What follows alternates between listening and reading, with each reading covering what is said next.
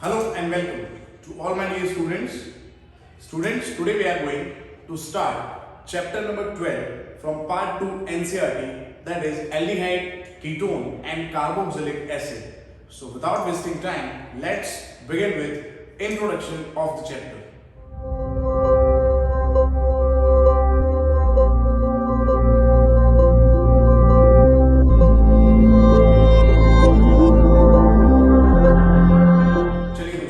Introduction सबसे पहले बात करते हैं हम यहाँ पे पहले मैं लिख देता हूँ। हम बात कर रहे हैं आज स्टार्ट करेंगे chapter number 12, that is aldehyde,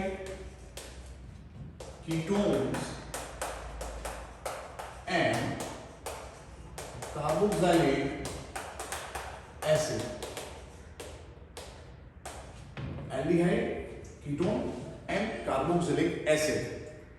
Now friends, in chapter number 11 we started oxygen containing organic compounds. So we studied alcohol, phenol and ether in that chapter, chapter number 11. In this chapter we'll study more oxygen containing compounds, organic compounds, which contains carbonyl group. Yes, C double bond O. And this groups are aldehyde, ketone and acid. And in the last portion, last carboxylic acid portion, will study derivative of carboxylic acid. Fine. So first of all we'll start 12.1, that is introduction of aldehyde, ketone and carboxylic acid. जी हाँ दोस्तों, सबसे पहले बात करेंगे introduction के बारे में. तो सबसे पहले एल्डिहाइड, कीटोन एंड एसिड जो है बेटा, they are derivative of C double bond O. Yes, C double bond O is called carbonyl group. चलिए यहाँ पे मैं मेंशन करता हूँ. सबसे पहले लिखिए C double bond O. This group is known as carbonyl group. और we know that in carbon and oxygen is more electronegative. So this group is also called carboxy group.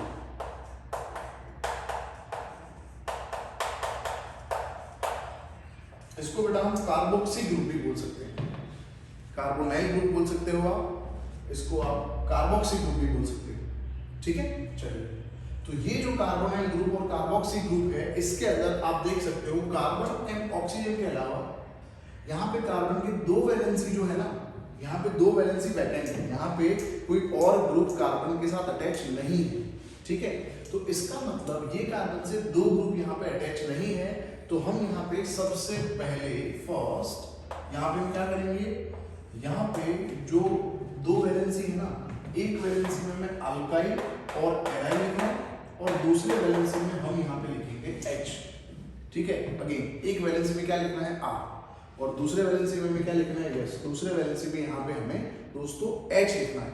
ठीक है, तो यहाँ पे R C double bond O and H. ठीक है, तो इसको हम R C H O. ठीक है, रिएक्शंस जब हम पढ़ेंगे इस चैप्टर में, when we'll talk about reaction in this chapter, we will write aldehyde in this manner. But to understand the reaction, by mechanism we will write aldehyde in this manner, R C double bond O and H. Okay, तो आप ऐसे भी लिख सकते हो, ऐसे भी हम लिख सकते हैं, है ना. अगर हमें पूरा मैकेनिज्म नहीं पढ़ना तो डायरेक्ट हम ये लिखेंगे. और अगर मैकेनिज्म लिखना है तो हम लिखेंगे R C double bond O and H. ठीक है दोस्तों, चलिए अब बात करते हैं नेक्स्ट फंक्शनल ग्रुप के बारे में. यस, अगर हम यहाँ पे दोनों जो यहाँ पे वैकेंसी है कार्बन के, यहाँ पे दो वैलेंसी है ना, यहाँ पे देखो कुछ लिखा नहीं है.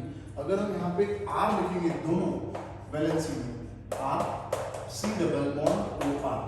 ठीक है, तो यहाँ पे R C O R. ये जो दोस्तों R C O R, ये जो ग्रुप है ना R C O R, इसको हम नेम करेंगे. This functional group is called ketone. जी हाँ दोस्तों, इसको हम कीटोन बोलते हैं. R C O R ketone है. चलिए ठीक है, तो अगेन जैसे मैंने आपको बताया मैकेनिज्म लिखना है तो R C double bond O R लिखेंगे. ठीक है। और रिएक्शन लिखना है तो RCOR लिख सकते हैं। चलिए एक यहाँ पे मैं वैलेंसी में R लिख रहा हूँ और दूसरे वैलेंसी में OH लिख रहा हूँ, ठीक है। तो यहाँ पे हो जाएगा RCOOH, RCOOH, RCOOH, that is carboxylic acid. This is called carboxylic acid. इसको हम बेटा कार्बोक्सिलिक एसिड बोल सकते हैं, ठीक है। तो ये 3 ग्रुप हो गए जो हमारे चैप्टर का टाइटल भी है, आप देख सकते हो, ठीक है। उसके जो स्ट्रक्चर्स है, सबसे पहले उसका जो सिंबल है, ठीक है, ये फंक्शनल ग्रुप का, ये हमें याद करना है कि सबके अंदर एक ग्रुप कॉमन है, देख सकते हो आप, CO, कार्बोनिल ग्रुप सबके अंदर है, ठीक है। यहाँ पे फर्स्ट 2 जो फंक्शनल ग्रुप है ना, उसके अंदर कार्बोनिल के अलावा कोई फंक्शनल ग्रुप नहीं है, RH R है, ठीक है। ओनली यहाँ पे H और यहाँ पे R का ही डिफरेंस है। आप देखो इतना ग्रुप, आप देखो यहाँ पे कॉमन है, ठीक है। आप देखो आराम से, यहाँ पे इतना जो ग्रुप है ना बेटा, ये कॉमन है, देखो दोनों के अंदर फर्क है, यहाँ पे H है हाइड्रोजन और यहाँ पे R है, ठीक है। जबकि यहाँ पे आप देख सकते हो एक फंक्शनल ग्रुप जो है कार्बोनिल ग्रुप तो है ही, और दूसरा एल्कोहल भी है अंदर, देखो OH है अंदर, ठीक है।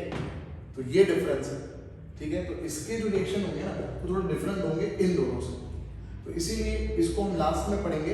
पहले इन दोनों के बारे में पूरा केमिस्ट्री पढ़ लेंगे and then we will talk about carboxylic acid and its derivative. Yes, इसको अगर हमें कंबाइन करके पढ़ना है किसी के साथ तो हम acid and its derivative, carboxylic acid and its derivative topic जो है वो कंबाइन पूरा एक साथ पढ़ सकते हैं। चलिए तो उसके बारे में बात करते हैं अब। Now let's talk about derivatives of carboxylic acid. There are mainly 4 derivatives of carboxylic acid. First पहले 2 जो हैं उसमें हम क्या करेंगे, उसमें हम OH को सब्सटीट्यूट करेंगे। यस फ्रेंड्स, यहाँ पे OH को अगर मैं सब्सटीट्यूट कर दूं बाय X, अगर मैं OH को सब्सटीट्यूट कर देता हूँ Cl से, so this is called acyl chloride, इसको हम बोलेंगे एसाइल क्लोराइड। अगर मैं यहाँ पे OH को सब्सटीट्यूट कर दूं NH2 से, फाइन, सो इसको हम नेम करेंगे बेटा, ये है हमारा अमाइड, ठीक है। अगेन क्या किया मैंने, देखो OH सब्सटीट्यूट हो गया, पहले Cl से हो गया और फिर OH को मैंने सब्सटीट्यूट कर दिया NH2 से, तो Cl से सब्सटीट्यूट हुआ तो ये एसाइल क्लोराइड हो गया। और एसाइल क्लोराइड को हम एसिड क्लोराइड भी बेटा बोल सकते हैं, एसिड क्लोराइड भी बोल सकते हैं, ठीक है। ये अमाइड ग्रुप है। चलिए अब क्या करेंगे, अब मैं यहाँ पे H को रिप्लेस कर रहा हूँ, H RCOO, H था ना, H को मैं यहाँ पे सब्सटीट्यूट करके R लिख रहा हूँ, H is substituted by R, then this group is called ester group। इसको हम क्या बोलेंगे, यस, इसको हम बोलेंगे ईस्टर ग्रुप।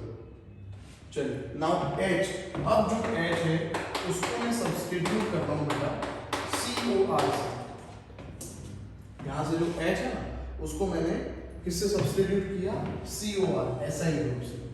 तो अब देखो RCO यहाँ पे 2 बार है, RCO twice O, this is called acid and hydride, इसको हम बोलेंगे बेटा acid and hydride. Yes, it is called acid and hydride. तो ये 4 ग्रुप जो यहाँ पे मैंने लिस्ट कर दिए हैं बेटा, this is derivatives of carboxylic acid. तो हमें पूरा केमिस्ट्री में इतने 7 ग्रुप्स जो हैं इसका हमें केमिस्ट्री इस चैप्टर में स्टडी करना है।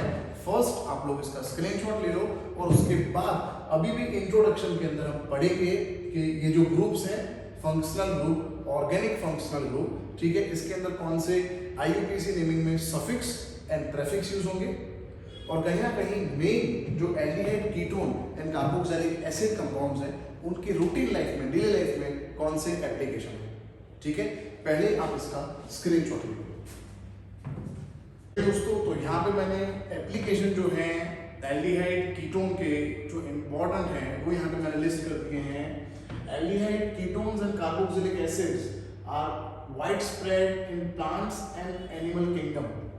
yes, प्लांट्स और एनिमल जो है, एनिमल किंगडम, उसके अंदर बहुत ज़्यादा स्प्रेड है एल्डिहाइड कीटोन, वहाँ से हम इसको एक्सट्रैक्ट करते हैं, ठीक है।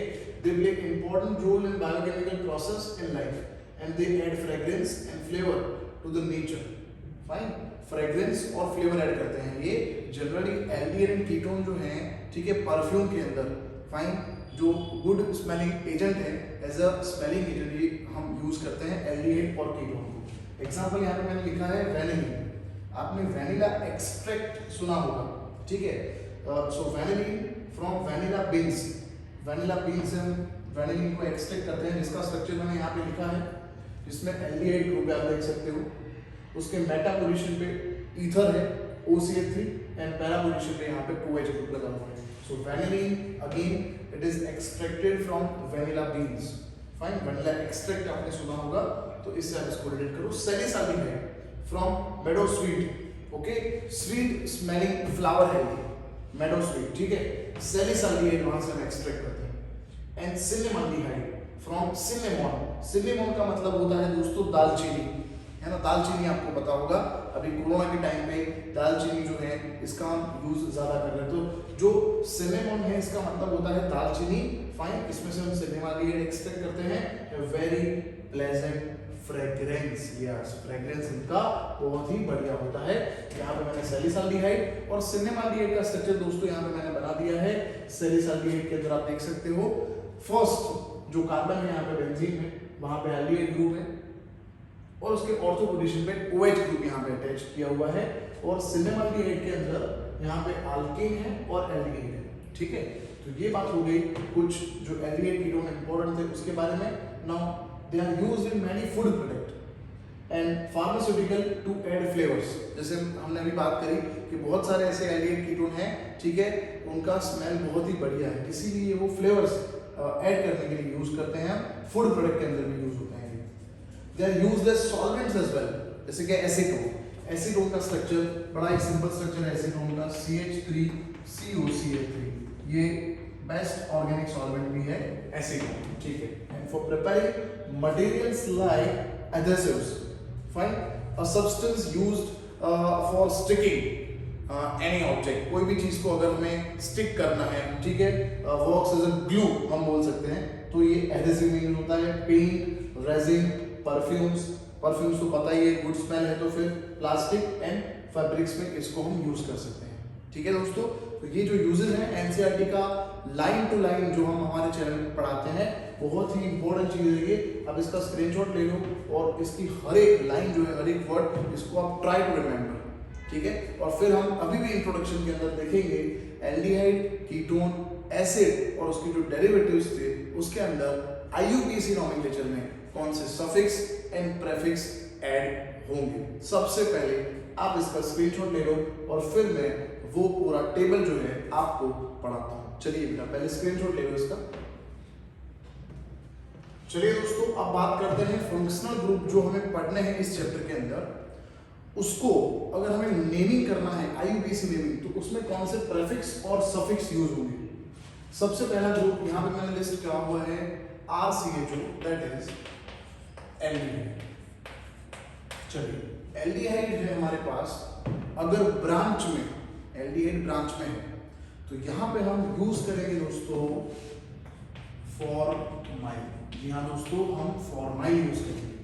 अगर एल्डिहाइड कहीं पे ब्रांच में, हम अगर नॉमेनक्लेचर में ब्रांच में है तो CHO के लिए हम फॉर्माइल यूज करते हैं for for as a prefix for name formyl, ठीक है।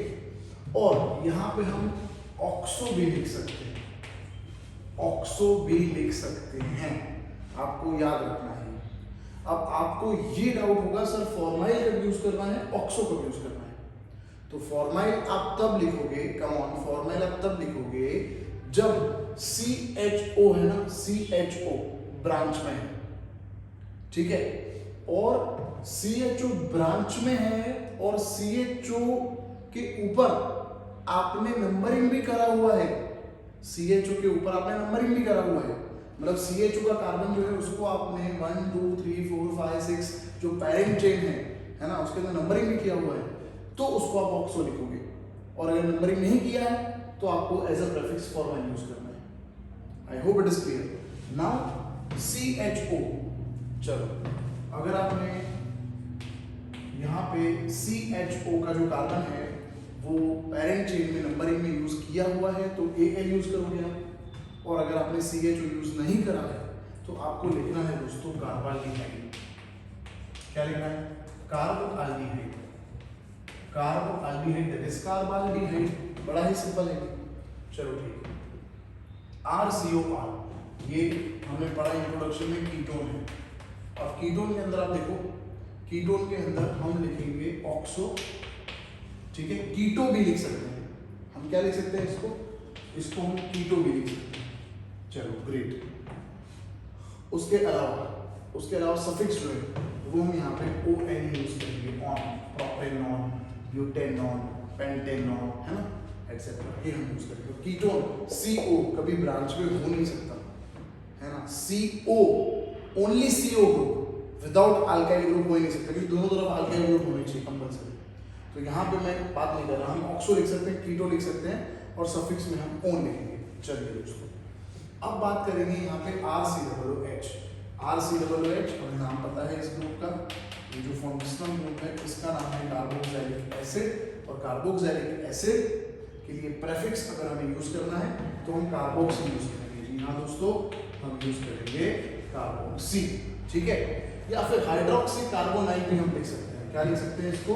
Yes, you can write hydroxy carbonyl. Is it clear? Hydroxy carbonyl, yes. और सफिक्स हम यूज करेंगे ओइक एसिड। अगर हमने COOH जो है उसको पेरेंट चेन में उसके ऊपर नंबरिंग किया हुआ है तो, और अगर नंबरिंग नहीं किया तो हम कार्बोक्सिलिक एसिड भी लिखेंगे, राइट, कार्बोक्सिलिक एसिड। चलिए नेक्स्ट RCOCl। चलो इसको हम लिखेंगे हेलोफॉर्माइल। एज अ प्रेफिक्स अगर लिखना है तो हेलोफॉर्माइल, और अगर एज अ सफिक्स लिखना है, ठीक है, तो ऑयल हैलाइड। Cl है तो आप समझ सकते हो, हम क्लोराइड लिखेंगे, ठीक है। मैंने जनरल यहाँ पे X के लिए हैलाइड लिखा हुआ है, और प्रेफिक्स में हेलोफॉर्माइल लिखेंगे। चलो RCONH2। RCONH2 prefix कार्बामाइल। और अगर हमें लिखना है यहाँ पे सफिक्स और हमने CONH2 को कंसीडर किया है नंबरिंग में तो अमाइड लिखेंगे, और अगर नंबरिंग में कंसीडर नहीं किया तो कार्बामाइड लिखेंगे। कार्बामाइड बोल सकते हैं इसको, कार्बामाइड, कार्बामाइड, ठीक है। RCOR ईस्टर ग्रुप है, ये ईस्टर ग्रुप है, ठीक है। ये है एसाइल हैलाइड या क्लोराइड, ये ग्रुप अमाइड। चलो ठीक है, ये है ईस्टर ग्रुप। ईस्टर को अगर हमें प्रेफिक्स में लिखना है तो हम लिखेंगे अल्कोक्सी कार्बोनाइल। क्या लिखेंगे? Will write alkoxy carbonyl. और हमें लिखना है सफिक्स, तो सफिक्स में हम इसको लिखेंगे OATE। क्या लिखेंगे? यस, विल राइट ऑइट। और अगर हमें यहाँ पे जो है ऑइट लिखेंगे हम, ठीक है, या फिर हम क्या लिख सकते हैं? हम इसको लिख सकते हैं कार्बोक्सिलेट।